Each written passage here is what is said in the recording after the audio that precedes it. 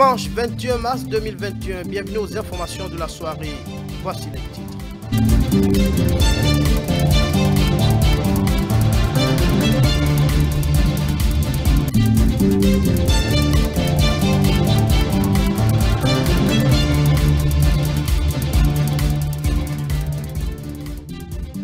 Échange entre le président de la haute autorité de l'audiovisuel et de la communication, Rémi Prosper Moretti, et les journalistes du Borgou. Les discussions ont porté sur la décision relative à la campagne médiatique pour le compte de l'élection présidentielle du 11 avril 2021.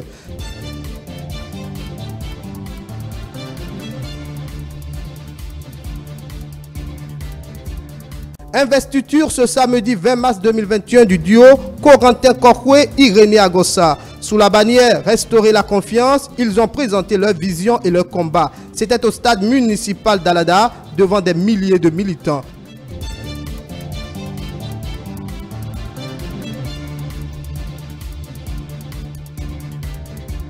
Et puis, présentation des grandes réalisations du secteur agricole dans le Mono. L'initiative émane des acteurs du domaine du département. L'assise a connu la présence du ministre Gaston Dossoui. Voilà pour le sommaire.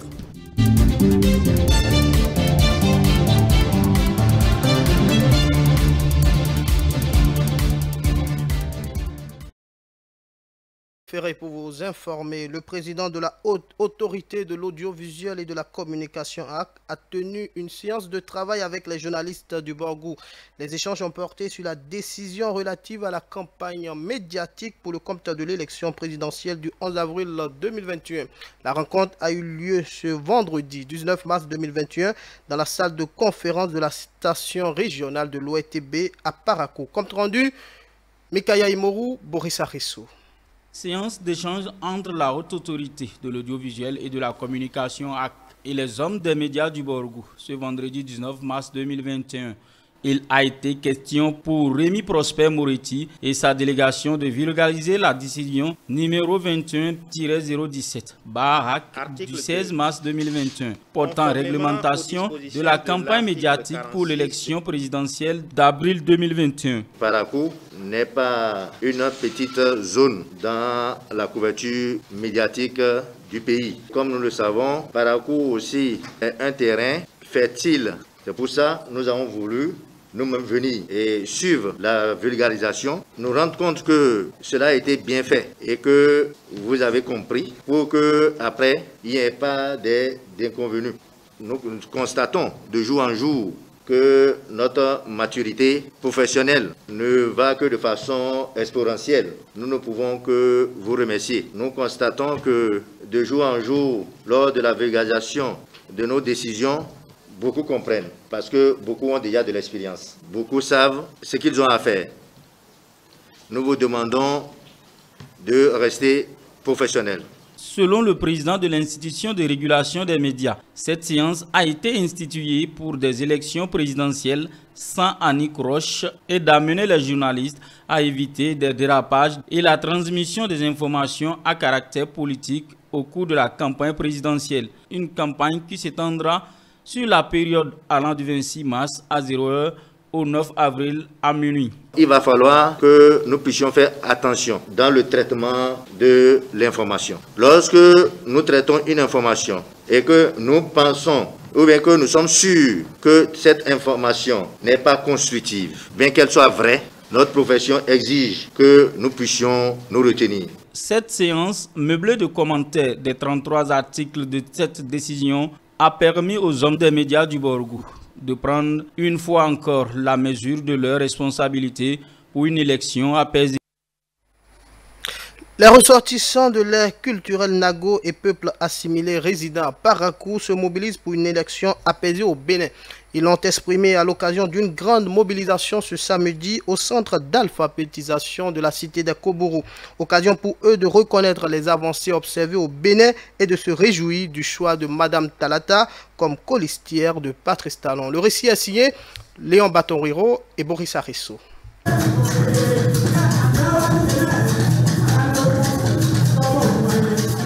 De l'animation à l'allure d'une fête culturelle, c'est une mobilisation des membres du collectif Ekaro et Djiré provenant des groupes sociolinguistiques Yoruba, Tchabé, Idacha, Manigri, Mokole, Ife, Icha et Omoketu, résidant à Parakou. À l'unisson, ils se sont retrouvés pour reconnaître les mérites de la gouvernance instaurée au Bénin depuis 5 ans et clamer leur volonté de la voir se perpétuer. Le président Patrice Talon a montré au peuple que rien de bien ne se fait dans le bruit et que seuls les résultats résolvent à tabac. Mieux, la femme est non seulement aujourd'hui aimée, mais surtout valorisée et portée au sommet de sa gloire. En 5 ans, le Bénin a connu des changements qualitatifs dans tous les secteurs. Cela mérite reconnaissance et soutien des jeunes et des femmes au tandem Talon-Talata pour un meilleur rayonnement de notre pays dans le futur. Nous, femmes de l'ère culturelle Nago Yoruba, venons ici en ce jour solennel du samedi 20 mars 2021 exprimer notre reconnaissance au chef de l'État béninois, son Excellence, M. Guillaume Athanase Patrice Talon, pour avoir choisi comme colistière une femme. Toute la jeunesse de l'ère culturelle Ekaro et Djiré, témoignons notre gratitude et vous réaffirmons notre engagement ferme de vous soutenir dans toutes vos actions en faveur du développement de notre pays. La consécration de cette volonté commune exprimée est pour le 11 avril prochain. D'ores et déjà, le collectif Ekaro et Djiré prône la paix tout au long de la période électorale. Non à l'instrumentalisation de la jeunesse Nago-Yoruba pour compromettre la paix. Le jeu démocratique devra se jouer dans le strict respect du droit à la différence et au respect des lois de la République, votées démocratiquement dans la logique du plus grand nombre, principe de l'expression même de la démocratie. Le peuple de l'ère Ekaro et Djiré ne saurait s'associer à aucune compromission de la paix et de la démocratie chèrement acquise. Ensemble, disons non à la violence avant, pendant et après les élections. Dans ce élan, le collectif a le soutien de la municipalité de Parakou qui entend tout mettre en œuvre pour des élections paisibles et la quiétude de tous les administrés.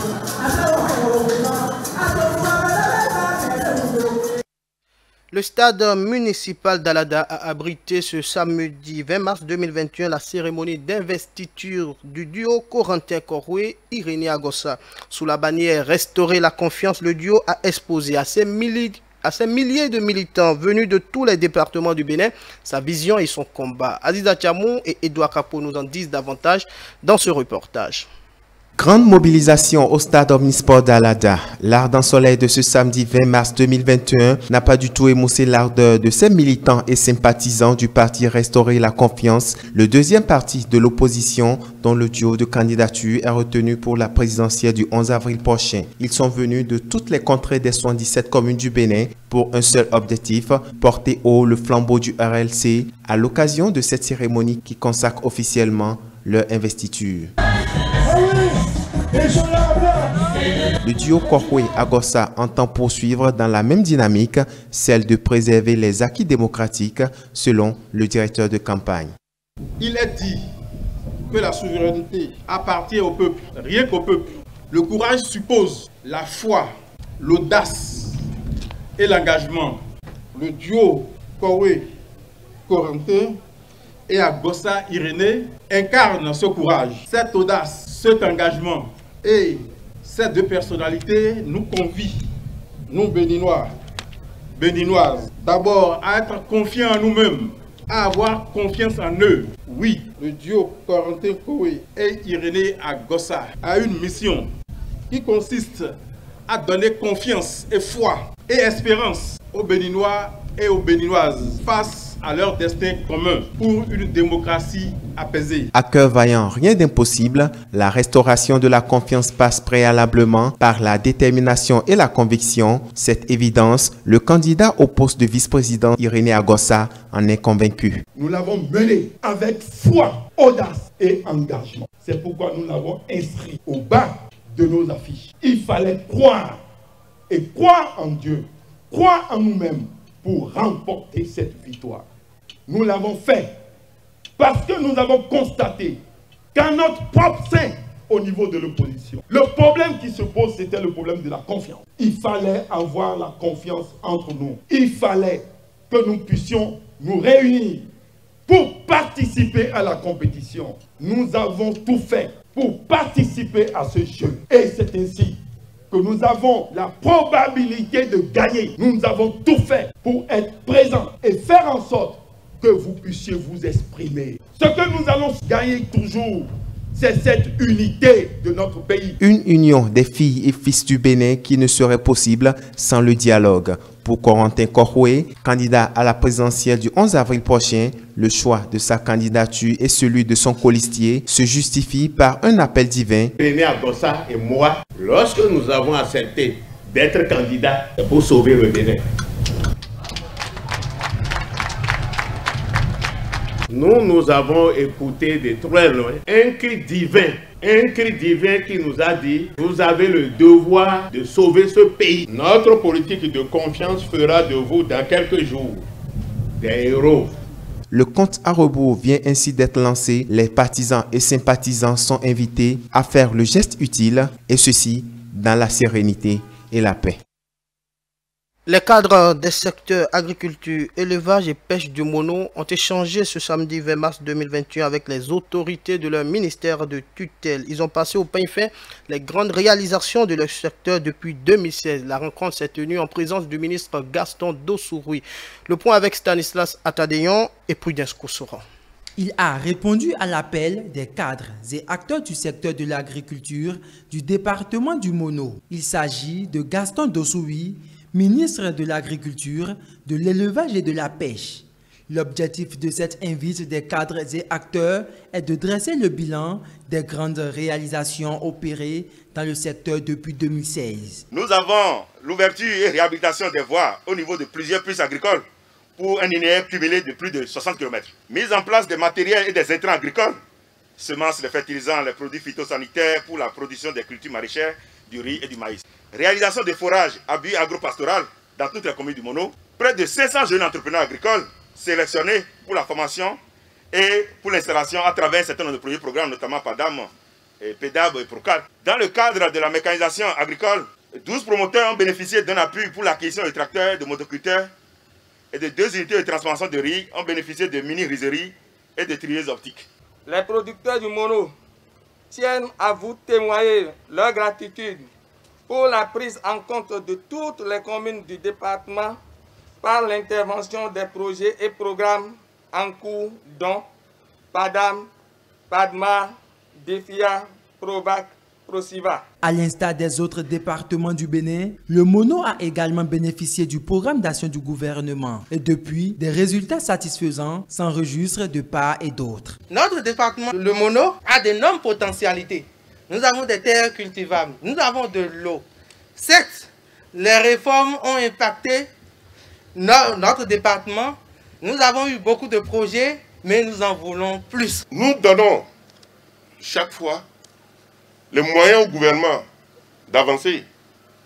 Effectivement, ça avance. Les performances, toutes les réalisations citées tout à l'heure par le représentant des cadres montrent que les fonds que nous mettons à la disposition des ministères sont utilisés à bon escient. Le ministre en charge de l'agriculture, Gaston Dossouri, a salué les efforts des producteurs agricoles du Mono. Il a par ailleurs exhorté les acteurs impliqués dans le secteur à maintenir le cap afin d'aboutir aux résultats escomptés. Le format sous lequel nous organisons ces rencontres vise premièrement à révéler des producteurs. Le deuxième objectif que nous visons, c'est faire le bilan par vous-même. Je ne viendrai pas ici, notre gouvernement a fait ceci, notre gouvernement a dit ça, il a fait non, ce n'est pas l'objectif. Mais vous voyez, les fils et filles, les producteurs du Mono eux-mêmes sont passés à cette tribune pour vous parler. Si ce n'est pas vrai, ils ne peuvent pas le dire. C'est des risques énormes. Les députés, ceux-là à qui vous devez encore donner les suffrages pour retourner à l'Assemblée, eux-mêmes ont témoigné. Producteurs à divers niveaux, individuels et structures organisées ici présents, je tiens simplement à vous dire merci. Merci pour votre bravoure. Merci pour l'endurance. Et merci pour le sens de résilience. Les élus communaux, cadres à divers niveaux, préfets, maires, présents à cette rencontre, ont promis de travailler davantage pour le rayonnement du secteur de l'agriculture. L'agence de l'eau Event a organisé ce vendredi 19 mars 2021 à Cotonou la nuit des hôtes et hôtesses. Objectif, promouvoir le métier d'accueil au cours des événements. Plusieurs candidats ont pris part à cette 7e édition. Retour sur les moments forts de cette soirée dans ce reportage de Elia Diran et de Paul Estessa aussi. Ils sont une dizaine d'hôtes et d'hôtesses professionnels qui défilent devant ce public en présence d'un collège de jury. Eux, ce sont des étudiants et des acteurs des métiers d'accueil. Ils sont venus démontrer leur savoir-faire en matière d'événementiel pour changer la perception traditionnelle qui est souvent portée sur les personnes qui exercent ce métier. Parmi ceux qui exercent ce métier, c'est d'abord des intellectuels. Si tu ne comprends pas le français, comment tu pourrais bien accueillir, orienter et enseigner et installer les invités? Quand un invité sur un événement n'est pas très bien accueilli, il n'est pas forcément les bienvenus sur l'événement. Donc, il faudrait que désormais, autant que nous pensons aux boissons et aux manger sur nos événements, il faudrait que nous commençons par penser à l'importance du rôle des hôtesses et des hôtes sur nos événements. Composé de plusieurs paliers avec des animations culturelles variées, cette nuit d'hôtes et d'hôtesses, initiée par Stan Delors, promoteur culturel, vise le professionnalisme des services d'accueil au cours des événements grand public, à l'instar des autres services de prestations cérémonielles. Les initiatives nobles ont besoin d'être soutenues. Je pense que pendant 8 ans, nous avons quand même prouvé que nous faisons des choses plus ou moins nobles.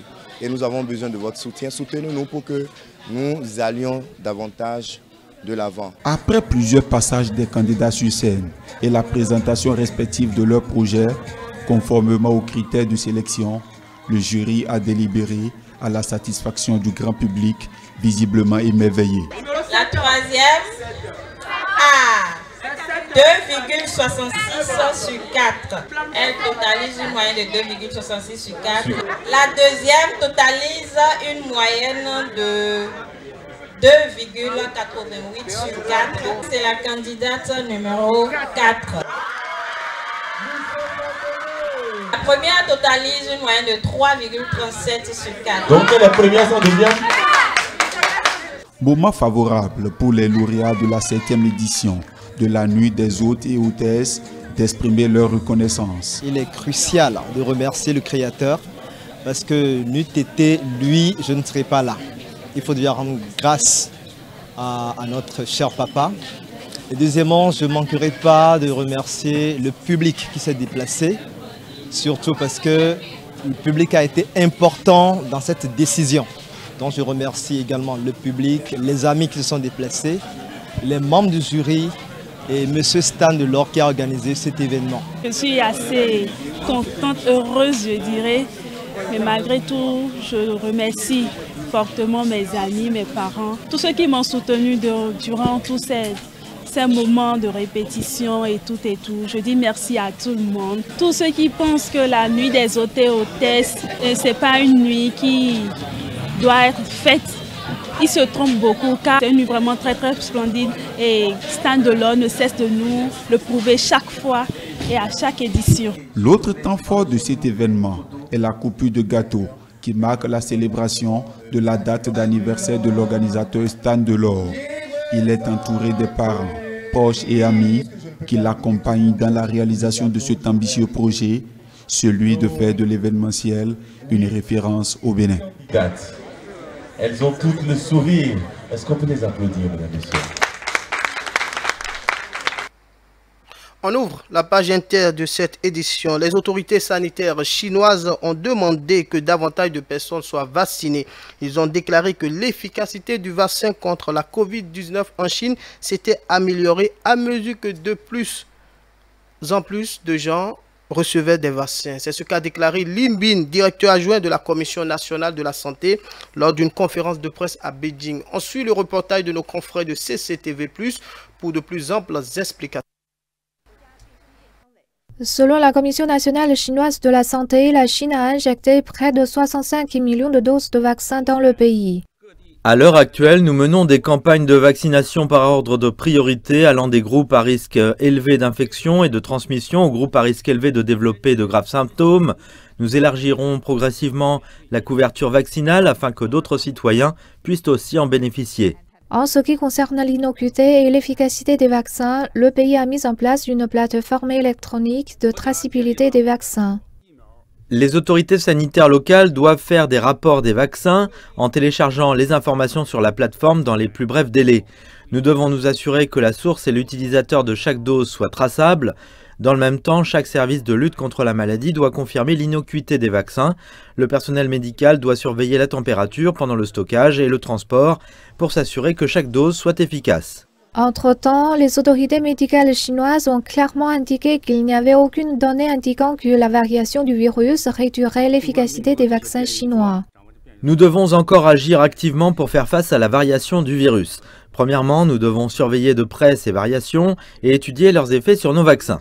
Deuxièmement, nous devons mettre en place une plateforme de développement de vaccins qui nous aidera à mettre au point de nouveaux vaccins capables de lutter contre les virus mutés.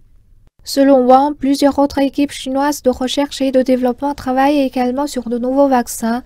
Et la question de savoir si les nouveaux vaccins seront mis sur le marché chinois dépend toujours des données de leurs essais cliniques de phase 3. Les autorités sanitaires estiment que la vaccination demeure un moyen essentiel de renforcer l'immunité collective contre la COVID-19.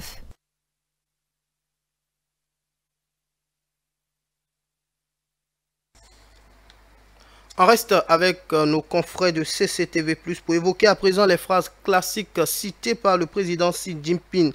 Phrases qui expriment sa vision de développement et son attachement au peuple. C'est le 7e épisode. Reportage.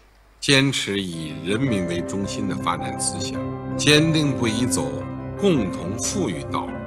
我们始终坚定人民立场，强调消除贫困、改善民生，实现共同富裕是社会主义的本质要求。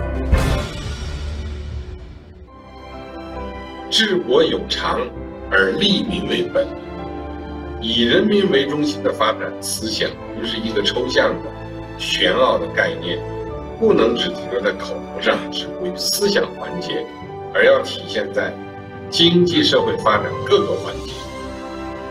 要坚持人民主体地位，顺应人民群众对美好生活的向往，不断实现好、维护好、发展好最广大人民根本利益，做到发展为了人民，发展依靠人民，发展成果由人民共享。